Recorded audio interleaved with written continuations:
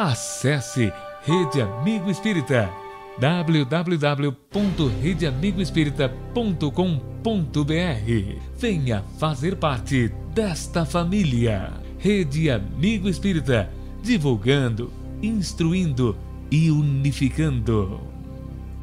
Boa noite, meus queridos amigos, meus queridos irmãos, mais uma vez, a todos presentes, recebam o meu abraço e boa noite também a todos que estão aí na Rede Amigo Espírita, nos ouvindo. E então, hoje, o nosso estudo aqui na sala Falando Espiritismo na Rede Amigo, terça-feira, é com o nosso querido Carlos Alberto Braga Costa, que faz também às quintas-feiras os princípios básicos da doutrina espírita e o evangelho, e também na sexta-feira.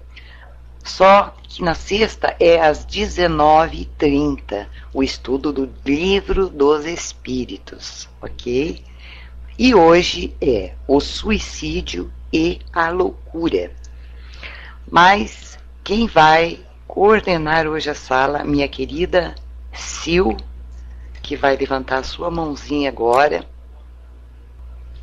Muita paz, muita luz a todos. Com você, Sil.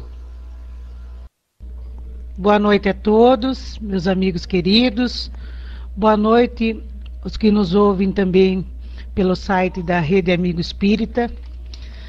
Hoje, como disse a nossa amiga Chanri, vamos ter o estudo com o nosso amigo Beto Costa, que o tema será o suicídio e a loucura. Então, sendo assim, vamos passar para a prece inicial, vamos elevar nossos pensamentos a Jesus, nosso mestre amado, tão querido, de todos os momentos. Agradecer por mais essa oportunidade de estudo, por estarmos aqui reunidos em seu nome. E sendo assim, vamos juntos fazer a linda oração que o Senhor nos ensinou. Pai nosso que estais no céu, santificado seja o vosso nome. Venha a nós o vosso reino, seja feita a vossa vontade, assim na terra como no céu. O pão nosso de cada dia dai-nos hoje, perdoai as nossas ofensas, assim como nós perdoamos aqueles que nos têm ofendido.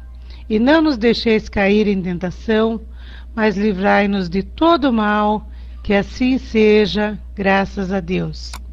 Então que tenhamos um estudo de muita paz, de muita luz e de muita harmonia na sala. Bom estudo a todos. Passando, Beto. Queridos companheiros, bondosos irmãos da sala Falando Espiritismo na Rede Amigo, os nossos companheiros da rede, os nossos irmãos também da Rádio Fraternidade, para nós é um motivo de realmente de muita satisfação estar com vocês em mais um instante de reflexão, de estudo, mas também de troca, de interação vibracional, que o diapasão da fraternidade nos oferece. Que possamos também suplicar as bênçãos ao Senhor da vida, para que esse nosso encontro possa também facultar para nós o nosso refazimento, de alguma sorte o cuidado com as nossas chagas físicas, por que não dizer, morais, espirituais. Que Jesus possa, junto com toda a sua falange luz, penetrar em todos os lares, atingindo todos os nossos corações.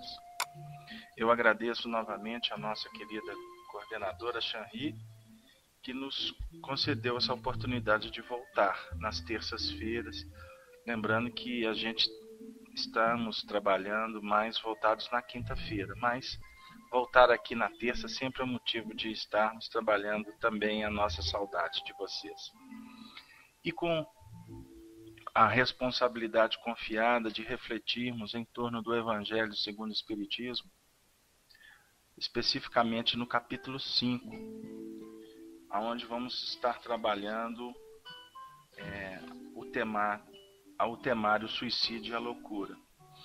nós gostaríamos de pedir a permissão de vocês de iniciarmos fazendo a leitura do Sermão da Montanha nos versículos reservados por Allan Kardec, que abre efetivamente esse capítulo bendito.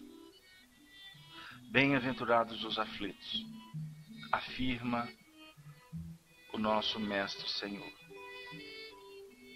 Bem-aventurados os que choram, pois que serão consolados. Bem-aventurados os famintos e os sequiosos de justiça, pois que serão saciados. Bem-aventurados os que sofrem perseguição pela justiça, pois que é deles o reino dos céus. Mateus, no capítulo 5, versículos 5, 6 e o 10º. Agora vamos ouvir Lucas. Bem-aventurados vós, que sois pobres, porque vosso é o reino dos céus. Bem-aventurados vós, que agora tendes fomes, porque sereis saciados. Ditosos sois vós que agora chorais, porque rireis. Mas ai de vós ricos, que tendes no mundo a vossa consolação. Ai de vós que estáis saciados, porque tereis fome. Ai de vós que agora rides, porque sereis constrangidos a gemer e a chorar. Capítulo 6 de Lucas, versículo 20º, 21º, 24º e 25º. Vivemos um momento na nossa querida nave espacial que a gente chama carinhosamente do planeta Água, um momento de muita angústia, de muitas incertezas. Tudo que para nós significa segurança, como poder político, econômico, saúde, cultura, equilíbrio social, juventude, beleza, amor e paz, nós vemos que de um momento para o outro tudo pode mudar. E nas mudanças somos convidados a administrar o grande consumo de energias emocionais, mentais, físicas.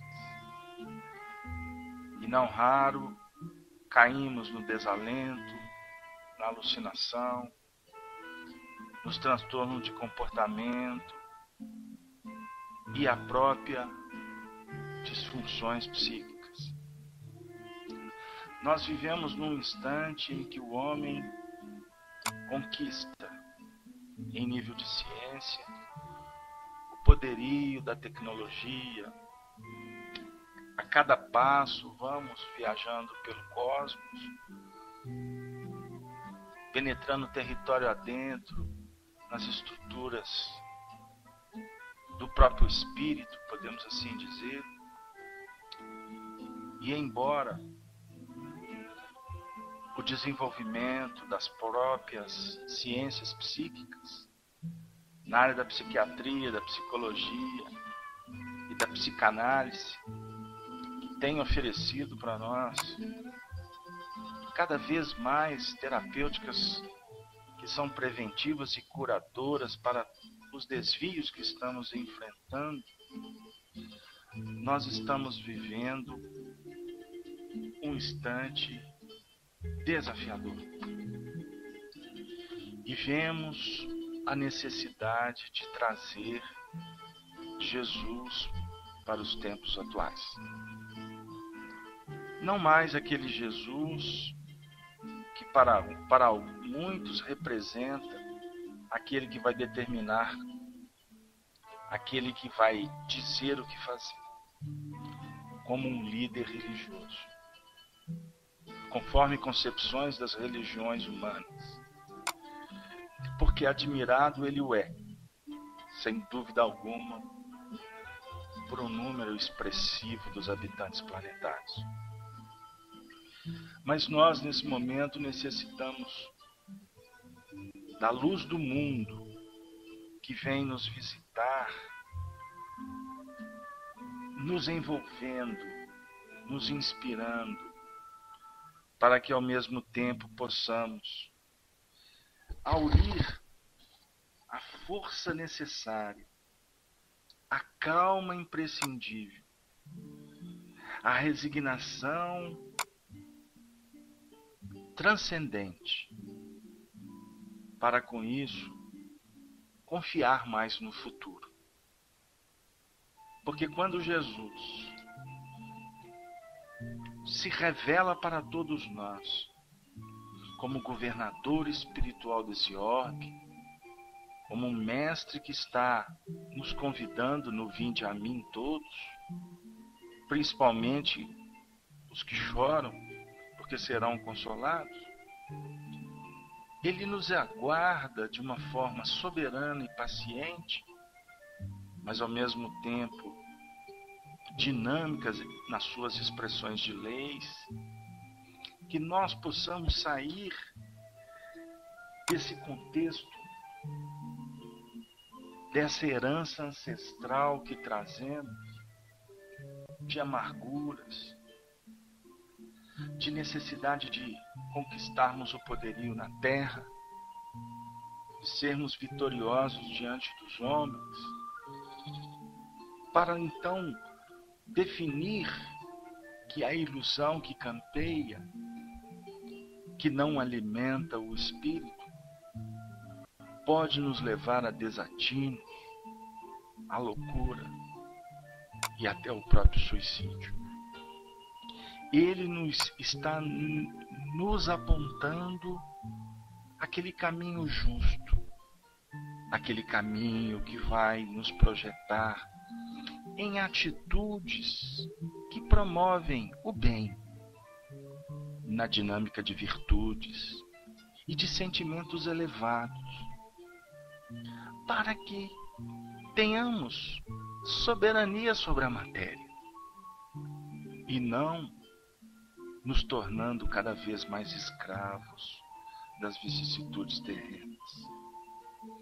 Allan Kardec, no Evangelho segundo o Espiritismo, aborda esse assunto de uma maneira singular, como pedagogo que o é.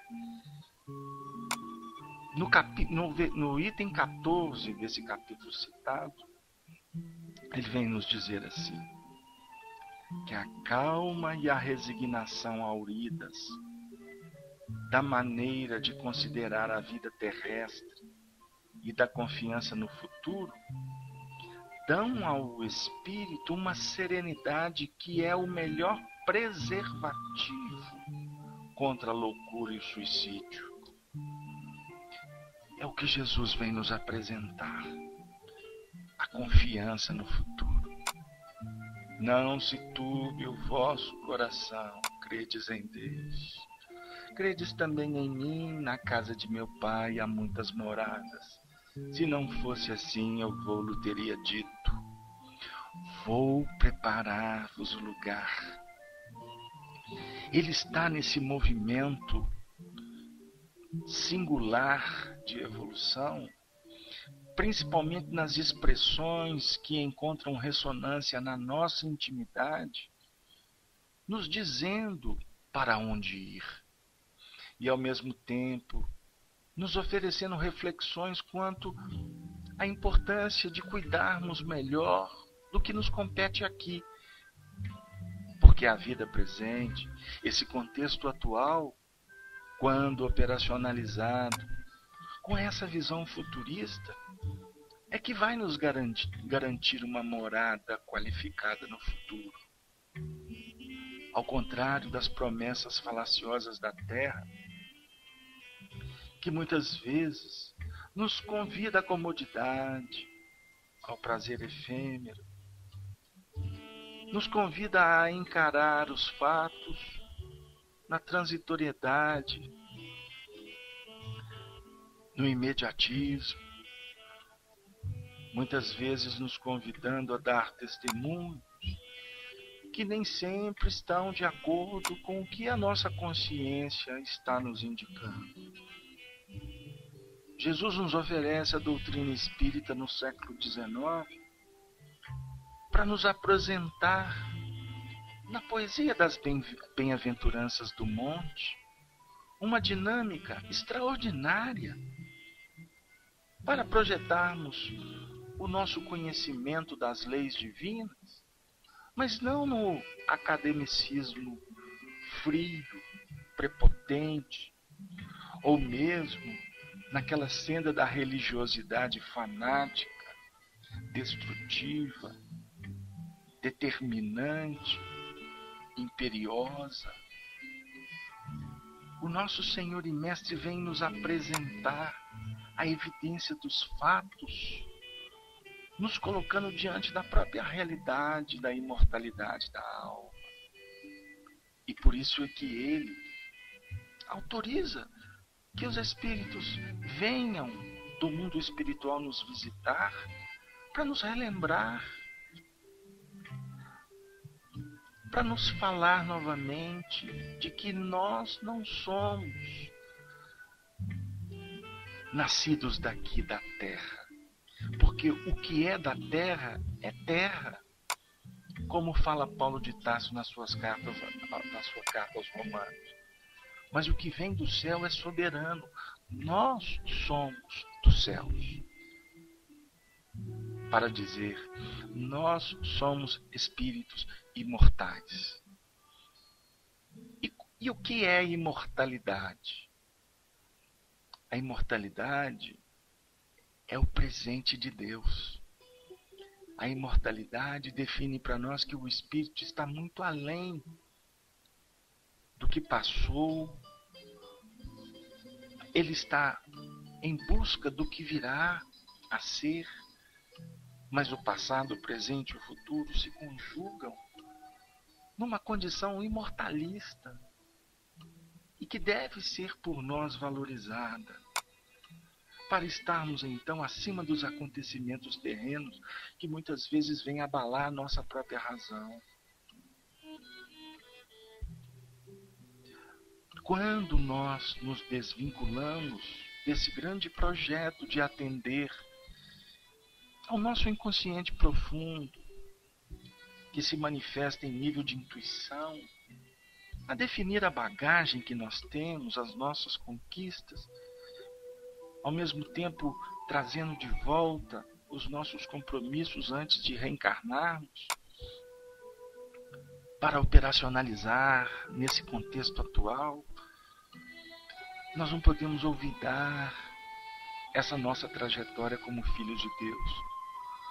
Porque quando olvidamos isso, nós nos apoquentamos, nós nos incomodamos, nós promovemos fugas psicológicas, não queremos encarar a verdade, alimentamos preguiça, a raiva, o medo, ressentimento, culpa, ciúme, ansiedade, crueldade, violência, neurastenia, drogadição, o tabagismo, o alcoolismo, o vazio existencial, o estresse, as fobias.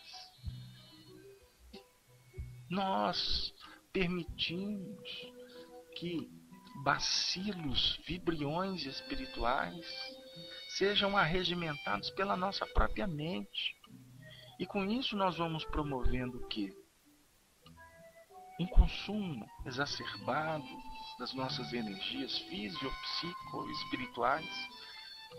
E com isso vamos naturalmente nos esvaziando por dentro, porque não tem alimentação, não tem nutriente espiritual. Porque em busca do prazer, em busca da vitória na terra, nós nos desvinculamos do que efetivamente sustenta a alma, que é o amor. Jesus se autoproclama o pão da vida. Hoje líamos uma entrevista de um espírita conceituado que trouxe uma reflexão que nos fez pensar que nós espíritas não estamos deixando de ser cristãos para ser cristólogos. Nós estamos deixando de seguir Jesus para idolatrá-lo. E com isso estamos transformando o movimento espírita num movimento que traz muitos aspectos de outras religiões. Estamos nos perdendo nas práticas, no misticismo. Estamos deixando de refletir. Estamos deixando de trabalhar conceitos soberanos que Allan Kardec nos ofereceu. Estamos esquecendo a base doutrinária.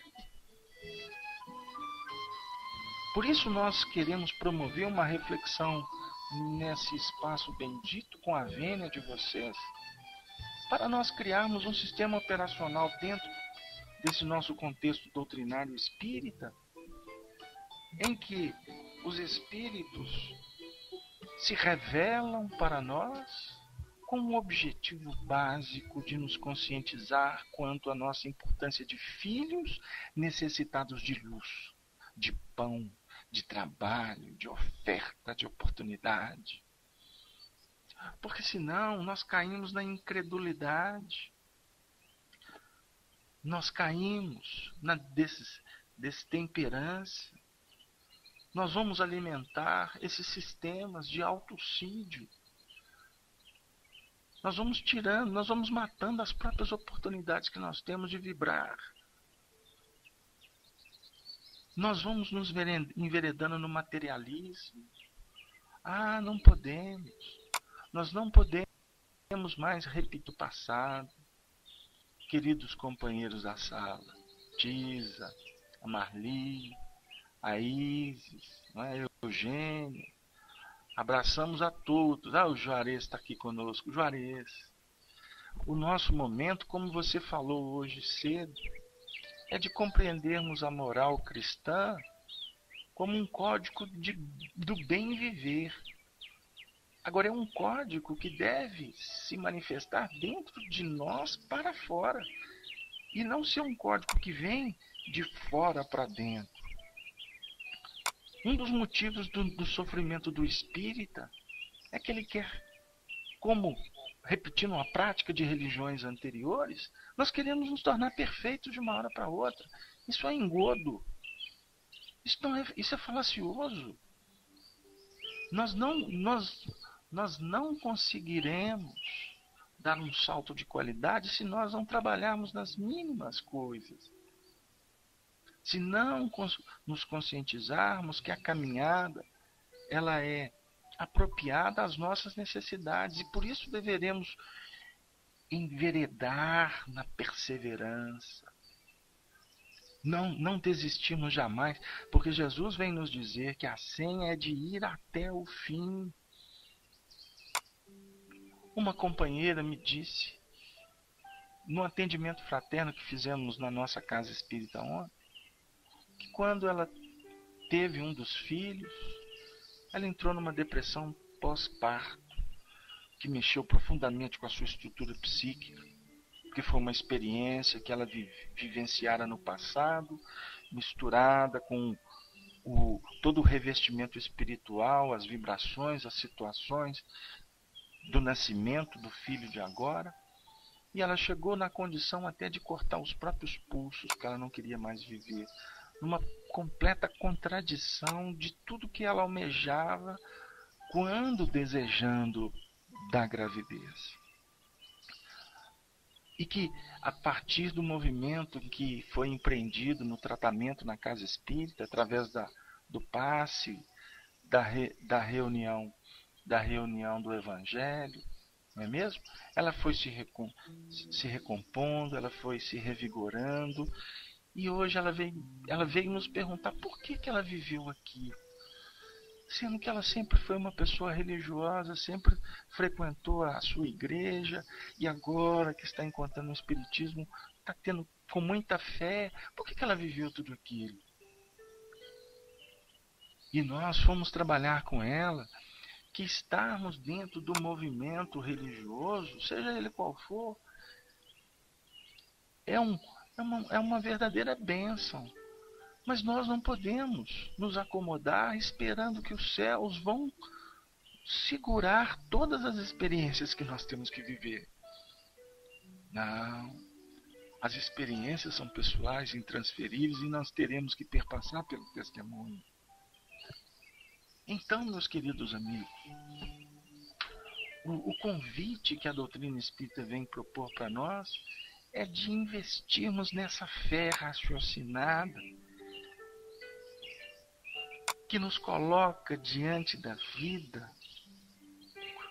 confiantes no amparo maior desse benfeitor espiritual que, por exemplo, agora está nos abraçando. Que nós estamos falando do bem. Nós estamos irradiando o bem. Cada um na sua dimensão, na sua casa, diante do seu computador. Talvez estão ouvindo, estão refletindo conosco, mas estão deitados, estão com os olhos fechados, podem estar até num movimento de promoção sentimental, emocional. Cada um na sua. Mas o nosso momento aqui agora é de refletirmos o porquê desse apoio espiritual. Por que esse benfeitor espiritual, que pode ser que nós até o tiranizamos no passado, e por isso que ele está aqui agora, para nos apoiar e nos mostrar que o Evangelho é no vigor, é na transformação, é no abrir a mão. Ele está aqui conosco como um pai espiritual. Por que ele está aqui? Ele está nos mostrando. E nós? O que nós estamos? Nós estamos promovendo para fazer jus a esse amparo, a essa bênção que está nos envolvendo agora. Por que nós temos uma família? Por que você tem a sua esposa, eu tenho o meu marido, o meu filho? Por que nós temos essa nossa mãe que está nos convidando a testemunhos? Por que nós temos dentro da família o contexto da alegria, mas ao mesmo tempo o contexto dos desafios, das cobranças, das exigências? Ou por que nós temos os nossos obsessores, que eu particularmente trato-os como benfeitores? Esses corações que foram lesados por nós no passado e que se sentem no direito de nos cobrar, ou em determinados momentos até afirmar para nós que nos conhecem e que nós estamos tentando posar de santo. A gente não escuta isso nas reuniões mediúnicas? Por que eles estão conosco? Por que eu estou com um livro aberto? Por que a tarefa espírita está me convidando para dar o passe, para fazer a exposição, para sentar numa mesa administrativa, para definir os roteiros? Por que hoje eu ocupo a direção? Por que eu estou naquela condição de iniciante lá na casa? Quase ninguém me conhece, mas eu fico feliz de ir lá, ajudar, passar um paninho na cadeira. Por que está acontecendo tudo isso? Por que tu ganhas o que tu ganha? Por que o valor do seu salário? Nós temos que... a ideia aqui, eu peço permissão para vocês, é de promover uma reflexão que possa nos ajudar a entender por que a gente pode chegar até nessa condição de nos desesperar. Por que a vida possa chegar naquela condição de perder o sentido? Por que entregarmos de uma forma tão fácil, sem luta, ao consumismo? Seja o consumismo lá de fora como o consumismo aqui de dentro. São pontos, queridos irmãos, que nós, nesse movimento espírita bendito, estamos efetivamente sendo convidados pela espiritualidade para refletir. Por que o movimento espírita está tomando uma dimensão assim tão diferente dos primórdios? Por que nós estamos perdendo a simplicidade? São pontos. Por que nós estamos valorizando muito o que o outro está fazendo, nos tornando seguidores? E na realidade, deveríamos estar seguindo aquele que é o modelo, que é o guia da humanidade. Nós estamos perdendo a simplicidade, então. Mas por que está tudo isso acontecendo para nós? Certa feita, uma companheira nos disse assim: Ô Carlos Alberto, eu tenho para mim que sempre deveríamos avaliar o que está acontecendo na nossa vida para ver o que nós estamos fazendo de produtivo. Você está feliz no trabalho que você está inserido? Enfim, a vida está trazendo para nós uma série de notícias, uma quantidade imensa de sinais para que a gente possa nos despertar, não para nos movimentarmos em quantidade, mas começar a valorizar a qualidade da nossa vida e nos reposicionar, nos reprogramar para ser um melhor filho, um melhor pai, não é? Um marido mais carinhoso, uma esposa mais dedicada, não é? Um companheiro de trabalho mais solidário. Trabalharmos no nível de uma compreensão mais eficaz, mais efetiva, mais afetiva. Porque é muito triste, meus irmãos, quando nós desfocamos o projeto, porque automaticamente nós vamos cair no sofrimento. E vamos cometendo com isso suicídiozinhos pequenos. A Charlene, minha querida amiga, você me convidou, eu preparei o texto do Evangelho, eu tinha combinado comigo mesmo que eu ia fazer a leitura de todo o texto, porque o texto é tão rico. Mas nós estamos sentindo aqui, com a vênia de vocês, com a autorização de vocês, que ao invés de eu ficar falando aqui sobre o suicídio clássico, que Allan Kardec faz um extraordinário trabalho com uma série de perguntas no Livro dos Espíritos, que trata do assunto do suicídio, quais são as consequências, não é? Desse ato danoso de tirar a própria vida.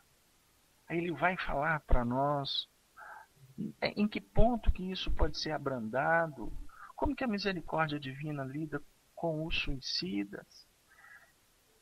É um assunto que mexe profundamente. A nossa dona, querida irmã Ivone Pereira, psicografou um livro maravilhoso, que se chama Memórias de um Suicida, que vem nos mostrar como que é o procedimento no Vale do Suicida. A Vanildes, explica melhor o que você colocou no chat, que eu não entendi, querida irmã. Se é uma pergunta, se é uma afirmativa. Mas voltando, o Vale do Suicida, uma obra que ficou quase 30 anos esperando o momento certo de ser publicada. Eu acredito que todos vocês conhecem essa história. Num primeiro momento ela psicografou, a espiritualidade não aprovou a publicação, o tempo passou. Aí muitos anos à frente Chico psicografou o livro Nosso Lar, que veio abrir o campo mental dos espíritas da época para a realidade do mundo espiritual.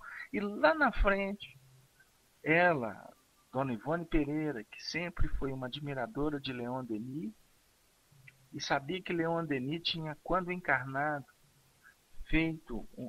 deixou uma afirmativa que todas as vezes que alguém lembrasse dele e pedisse a ajuda dele em prece, ele pediria aos senhores do alto que o permitisse atender. E ela começou a orar para ele, pedindo ajuda, amparo nos seus processos mediúnicos, até que um dia abriu a sua visão psíquica e Leon Denis veio à Terra e ela, no simbolismo do mundo espiritual, o viu recolhendo o livro que estava na gaveta há tanto tempo. Muito tempo depois ele voltou espiritualmente e trouxe o livro dizendo: nós fizemos a revisão, agora vai ser publicado.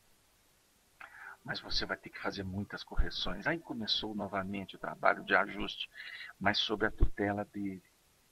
O livro Memórias de um Suicida é extremamente importante para que a gente possa entender como lidar com esse assunto. E diga-se de passagem, o livro Memória do Suicida é um grande estudo de evangelho. Que ali a gente vai vendo o conteúdo evangélico e as expressões na prática do sofrimento, das augúrias, dos desesperos, do arrependimento daqueles que deixaram as responsabilidades na terra. Não é mesmo? Inclusive, uma outra informação que eu gostaria de dividir com vocês, que foi psicografado um capítulo destinado a uma região espiritual no Vale dos Suicidas que era composta só por mulheres suicidas. Chico Xavier, conversando com Ivone Pereira, obtiveram os dois a informação que aquele capítulo foi todo retirado porque a espiritualidade entendeu que as cenas eram muito chocantes. Para a gente entender como que a espiritualidade superior trabalha com carinho, inclusive na revisão dos trabalhos. E a gente vê aí tantas obras sendo editadas sem o mínimo critério. Então, eu dei essa volta toda para dizer o seguinte. Intimamente, todos nós sabemos que o suicídio, ele lesa a consciência. Ele vem em contrapartida com todo o movimento da conservação espiritual que nós devemos projetar. E por isso, nós temos que rever esses conceitos. Acredito eu que grande parte daqueles que estamos militando nas hostes espiritistas já temos a responsabilidade e a consciência quanto a esse ato. Por isso devemos falar da vida para promover o bem-estar, a saúde mental e espiritual para todos esses corações que estão chegando no espiritismo. Para que a gente possa estar falando que é necessário adquirirmos essa consciência e esse equilíbrio para não cometermos os desatinos nas mínimas atitudes. Nós estávamos refletindo hoje mais cedo quanto a esse temático e nós, então, nos recordamos de um texto que, para exemplificar um pouco dessa ideia, nós separamos. E é um texto que foi psicografado por Chico e está inserido no livro Boa Nova.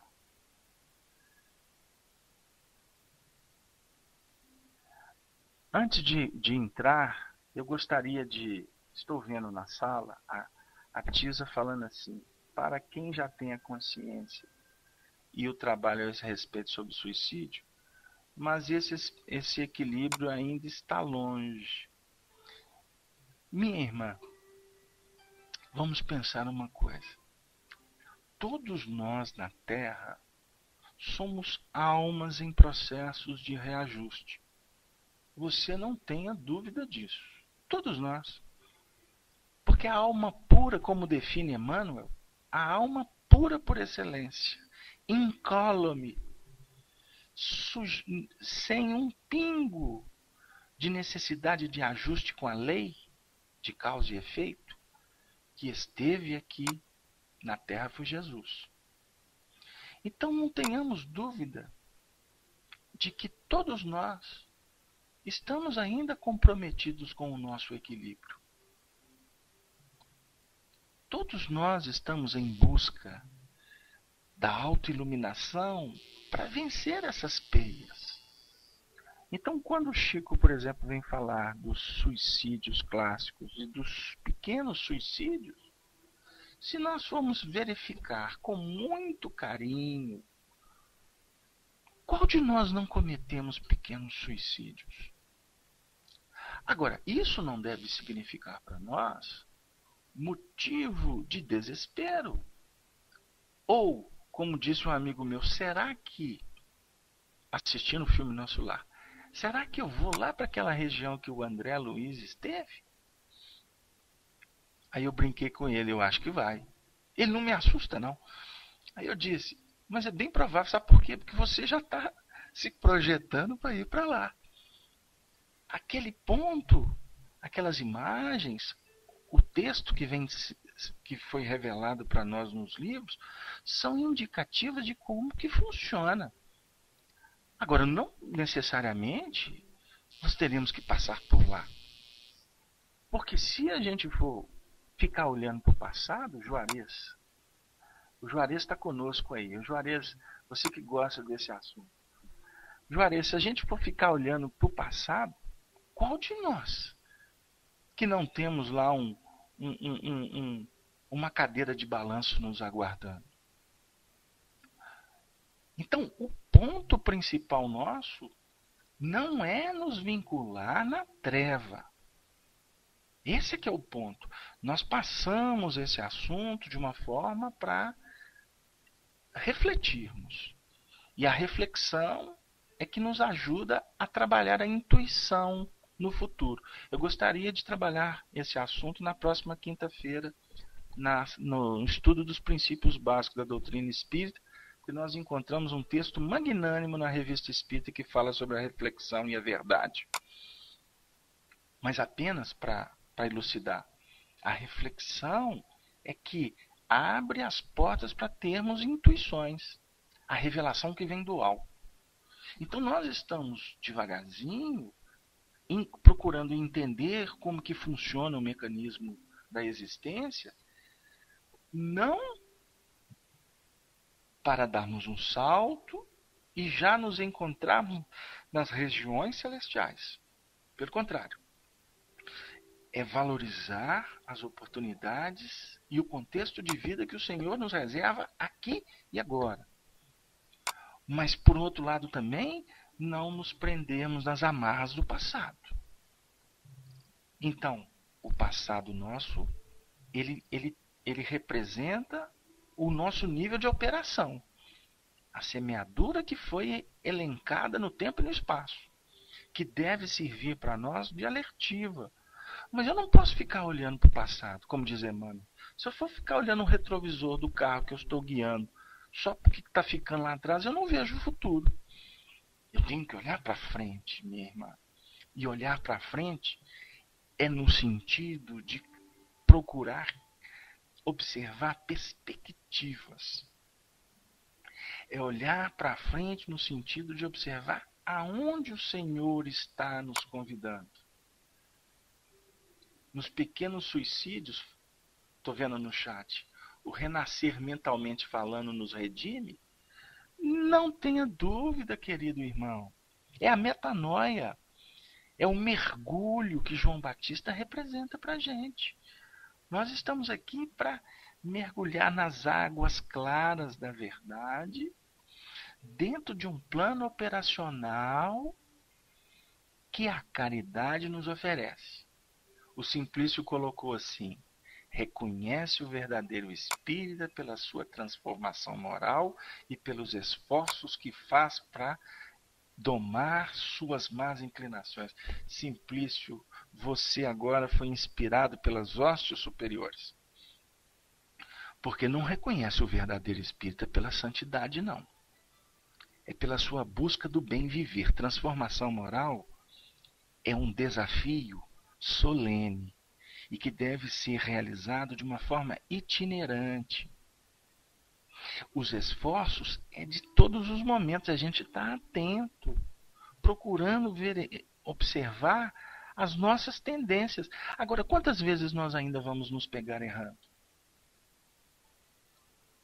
Quantas vezes ainda nós vamos nos sentir envergonhados perante o Senhor, porque comemos a árvore, o fruto da árvore do bem e do mal? Esse fruto da árvore do bem e do mal que Moisés deixou legado para nós no Antigo Testamento, que alguns expositores estão colocando aí como culpa ancestral. Isso não é culpa ancestral, nós nos permitimos discordar. Porque a culpa não é ancestral, a culpa é no momento em que se depara com o contributo da verdade. E isso não pode ser imputado como culpa. Porque o tempo todo a vida está nos dizendo: coma de todos os frutos, mas da árvore da ciência do bem e do mal não comais, porque morrereis. Todas as vezes que abrimos os olhos para buscar e entender a vida, automaticamente nós vamos morrer naquilo que ficou. Porque eu me sinto expulso do paraíso, desnudado, no sentido de me recompor perante as soberanas leis do universo. E tem coisas que a gente ainda não descobriu. Quem aumenta a ciência, aumenta a dor. Meu irmão, se vocês concordarem comigo, eu vou dizer uma frase. O poder traz a dor da solidão. O poder traz a dor da solidão. Mas a dor maior não é a da solidão. A dor maior é do saber. Por quê? Conhecereis a verdade vos liberta. Não quer dizer, a verdade nos liberta. O movimento ele é pessoal. E quando você descobre, você quer dividir isso com todo mundo. E não é possível. Porque cada um está no seu time, cada um está no seu tempo. Nós iríamos, há um instante atrás, citar Humberto de Campos. No livro Boa Nova, na lição 24, intitulada A Ilusão do Discípulo. A Tisa está pedindo para repetir. Ô Tisa, me ajuda a chamar o benfeitor de volta. Estou brincando com você. Porque não é fácil, não. O raciocínio dos coordenadores aqui são intensos. Mas vamos lá. Nós afirmamos o seguinte, eu não sei se é isso que você quer. O poder, a posição, muitas vezes do destaque, traz a dor da solidão. Ficou claro isso? O indivíduo começa a ficar famoso.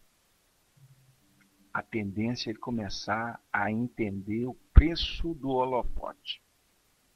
Ok? Bom, agora nós queremos afirmar o seguinte, que maior que é o poder, ou melhor, a dor do poder, é a dor do saber. E agora me vem à mente o livro No Mundo Maior, de André Luiz, quando Calderaro afirma que o maior desafio do sábio é entender o futuro da raça e viver pelo exemplo no presente em que ele está situado. Não sei se ficou claro. Vamos pensar no Chico Xavier. Eu gosto do Chico porque é um exemplo aqui de pertinho daqui de Belzonte. Vou brincar com vocês. Não, eu estou com som. Estou sem som? Ou só Chanri, você que está dizendo para mim que... Não, o Gilson. Ok, me perdoe. Voltando. O Chico Xavier na simplicidade dele. Um dos maiores desafios do Chico foi intercambiar com mentes brilhantes do mundo espiritual, tendo Emmanuel, seu coordenador, num âmbito mais próximo, porque Emmanuel estava sob a tutela de todo o espírito de verdade, incluindo Kardec, né? Embora as fantasias canteiem no nosso meio, mas o Chico tinha que viver na Terra, convivendo com ele mesmo, com as suas dificuldades e convivendo também com aqueles que estavam com ele, numa poeira intensa de ignorância, com todo respeito aos corações que faziam parte de toda uma equipe de trabalhadores que estavam com ele, que foram revezando com ele de 1910 até o ano de 2002. Então são pontos. Tanto que ele falava carinhosamente com amigos, como falava com o Arnaldo Rocha aqui em Belo Horizonte. Naldinho, viver com os espíritos é uma bênção. Mas muitas vezes viver com os espíritas é uma luta.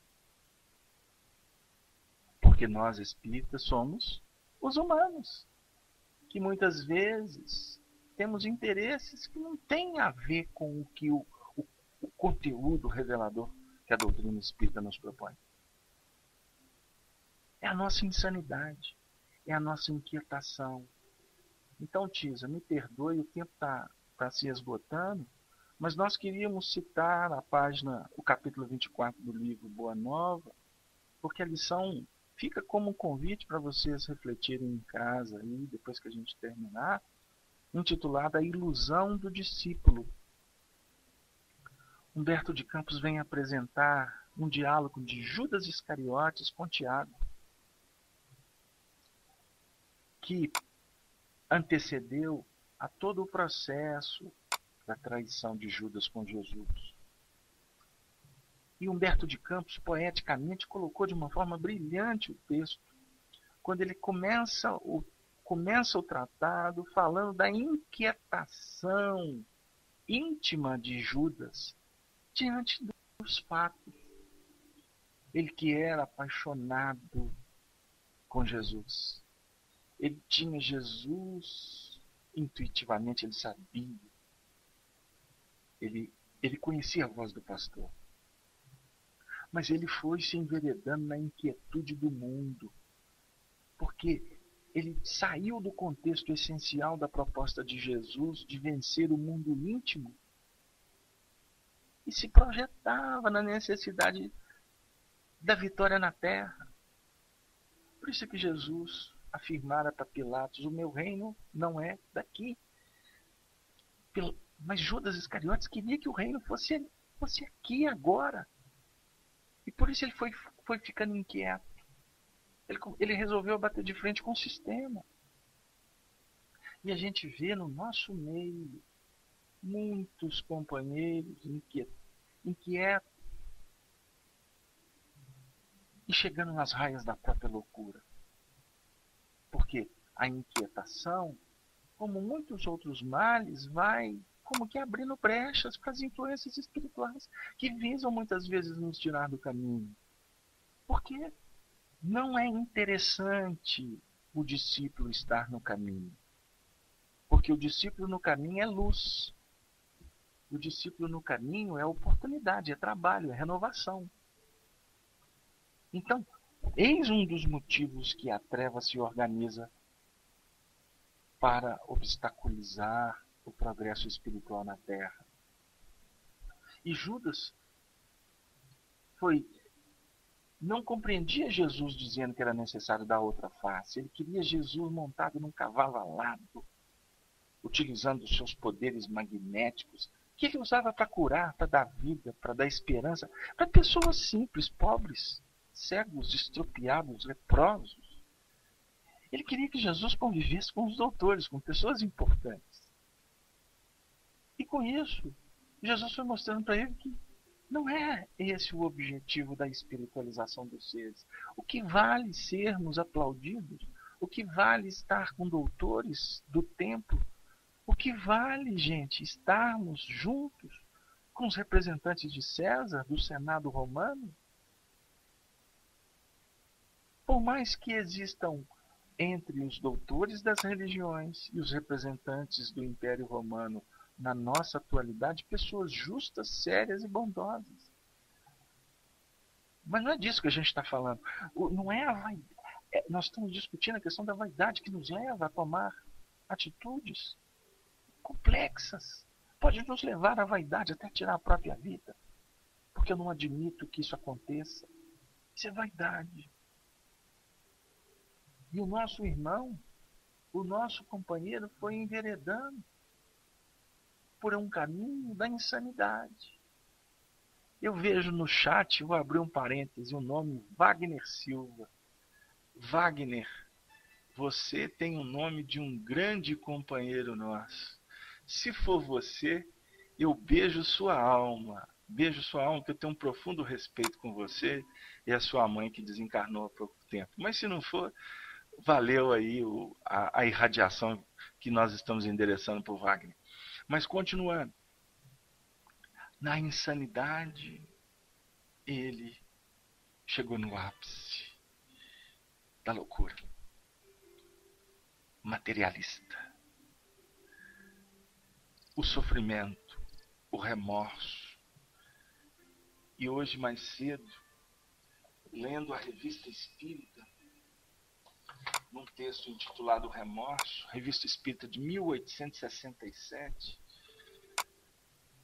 o espírito que preferiu o anonimato, ele disse assim, que o remorso é como uma serpente de 1000 voltas que circula em redor do coração e o devasta.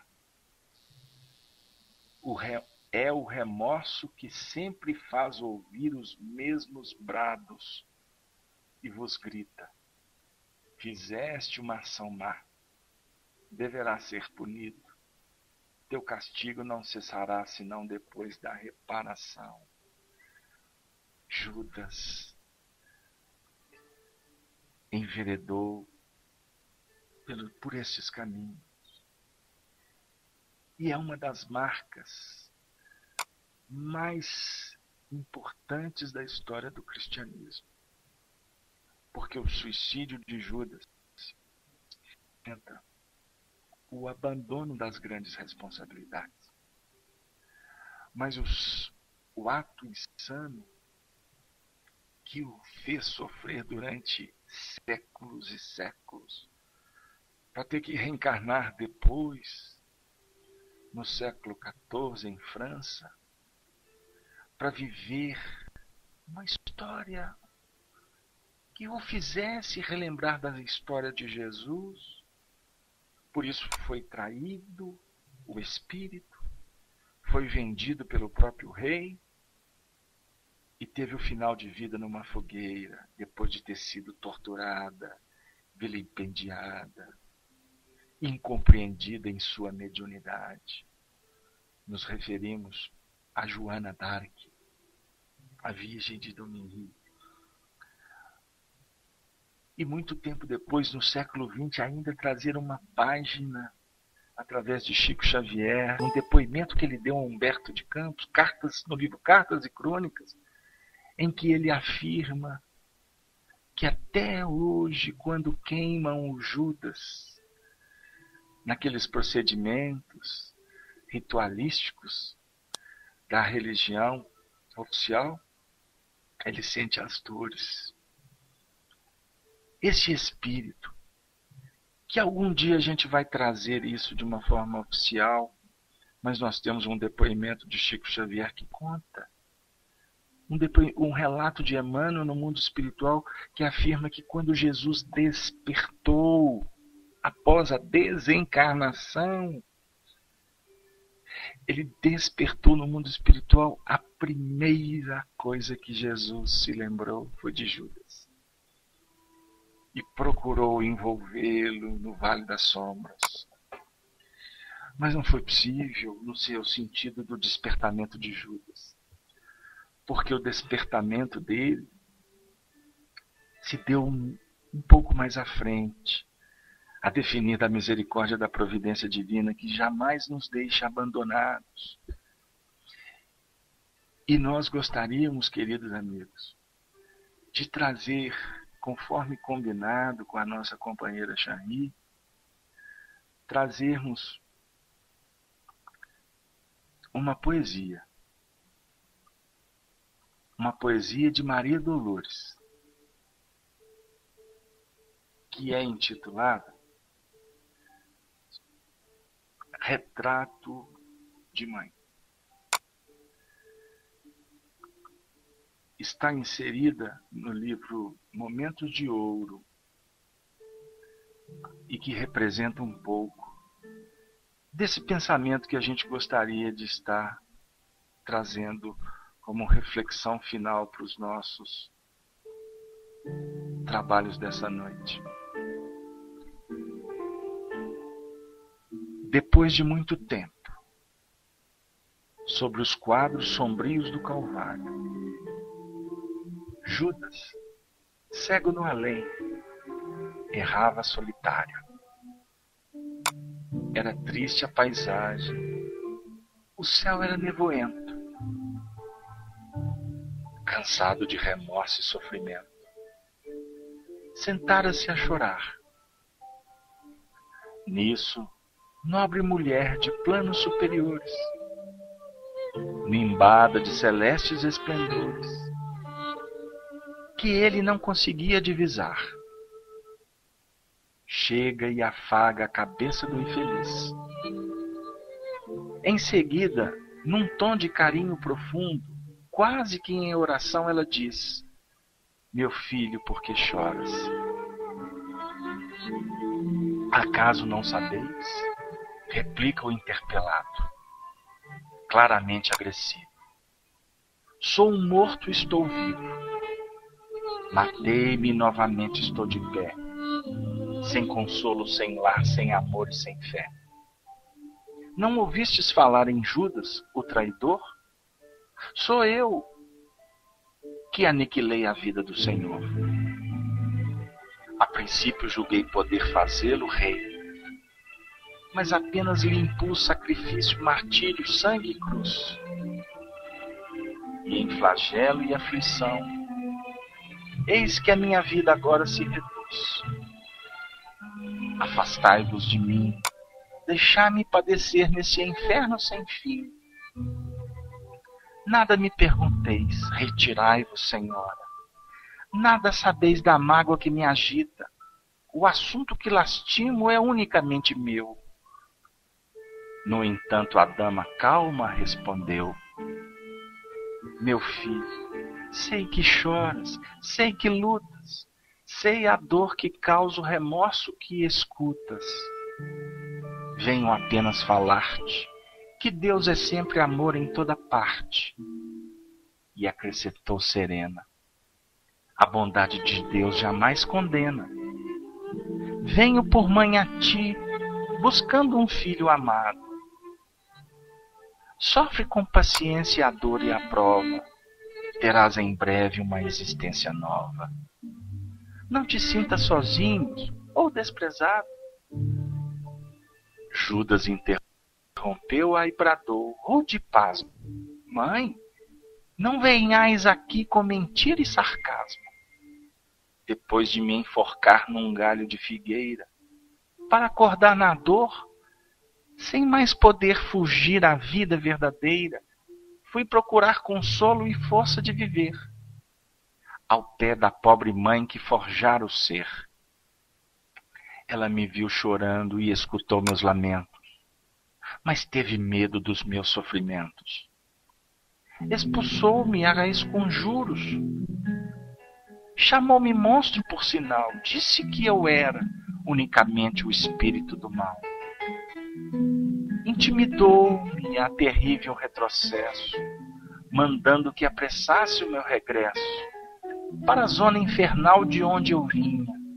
Ah, detesto lembrar a horrível mãe que eu tinha.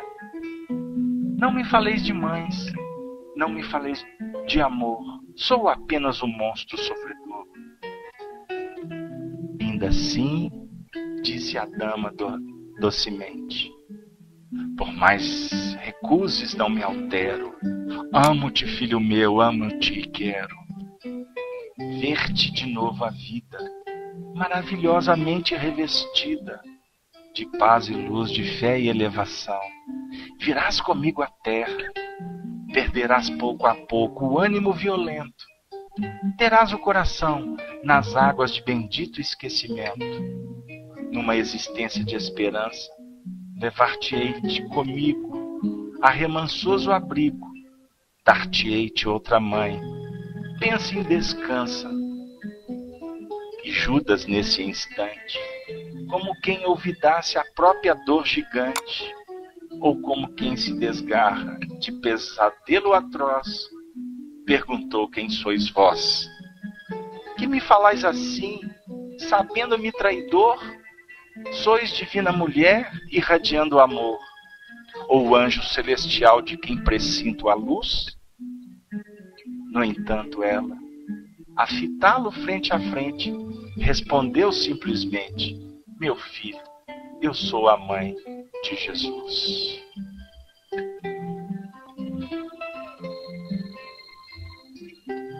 Queridas amigas, bondosas mães, bondosas companheiras do ideal espírita cristão, meus irmãos, bondosos pais, queridos companheiros que também militamos em nome da divulgação do Evangelho.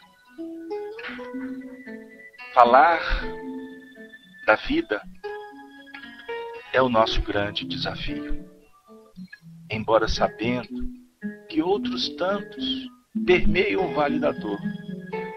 Por isso, o nosso coração só há de ser feliz se auxiliarmos estes irmãos a alçar um voo como um condor, saindo desse mar de tristeza.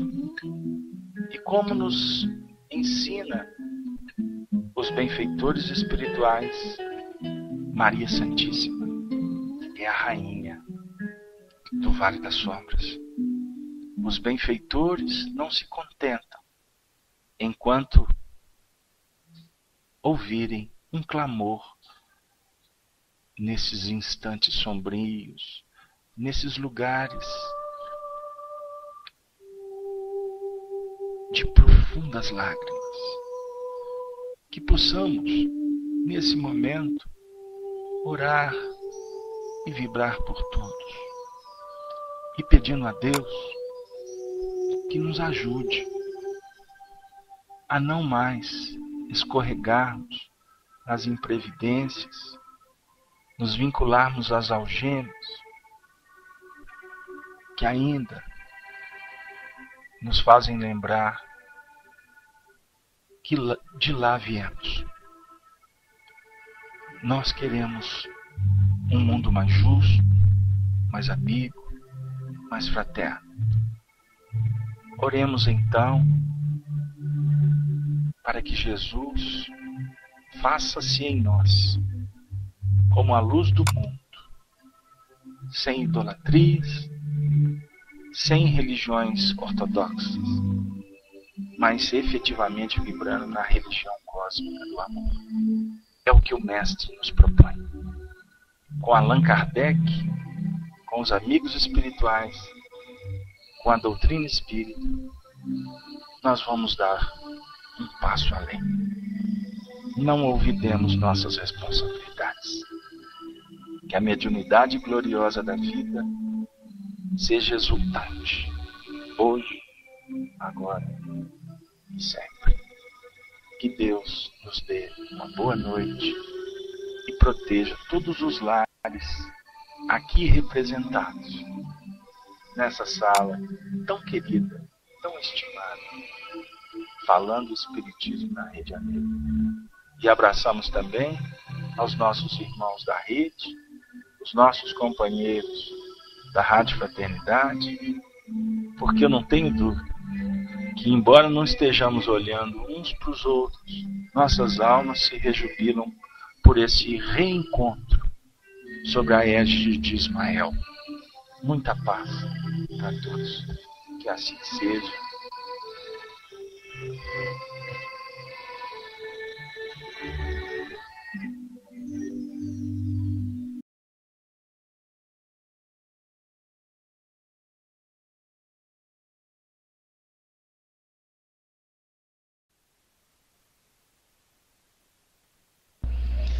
Que assim seja, Beto. Que prece maravilhosa. Queremos agradecer por esse estudo maravilhoso que aqui com os encarnados, com os amigos desencarnados também que vieram para estudar conosco. Também boa noite aos que estão nos ouvindo pela Rede Amigo Espírita. Que tenham todos um final de noite de muita paz, de muita luz. Agradeço pela presença de todos, que possamos estar sempre aqui reunidos em nome de Jesus para estudar essa doutrina maravilhosa. Então, muito obrigado, Beto, de coração. E agradeço a todos a companhia. Fiquem todos com Deus e com Jesus. E até a próxima oportunidade. Um abraço. Passando, Jair. Rede Amigo Espírita, uma ferramenta de união, interação e divulgação do movimento espírita. Acesse www.redeamigoespírita.com.br e confira nosso acervo disponível. Rede Amigo Espírita, divulgando, instruindo e unificando.